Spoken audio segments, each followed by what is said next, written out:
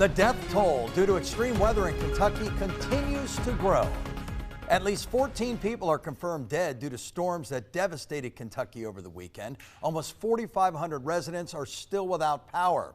With snowstorms expected later this week, residents who cannot heat their home are asked to head to emergency shelters ahead of that storm. The state is applying for individual assistance from FEMA, which many residents will be able to apply for. Now, Kentucky obviously still picking up after receiving as much as 6 inches of rain over the weekend. And Ohio Task Force 1 continues its mission to help after the floods in eastern parts of the state.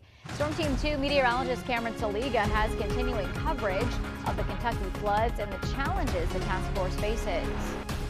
Ohio Task Force 1 is currently deployed to Martin County, Kentucky, where they continue their search and rescue efforts across the Kentucky and West Virginia border.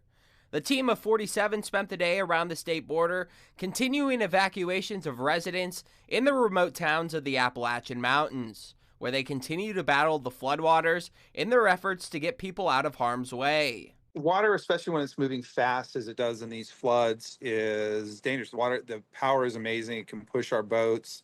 Have to be very careful about how we operate. The death toll has now risen to 14 people. And there are still more that need to be evacuated, and most of the residents are relieved when they get reached. Most people are happy to see us.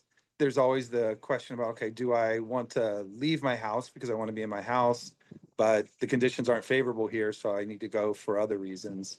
And so I think there's some relief to get out to solve the problems. Some people do choose to stay. The one constant challenge they have had has been communication, since they are in a remote area.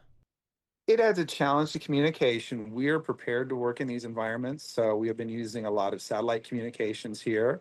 We bring our own radio systems that we're able to communicate with, and those help us in these areas. The weather won't help the rescue efforts, as most of Kentucky is under a winter storm warning, with up to a half a foot of snow expected tomorrow, and wind chills in the single digits.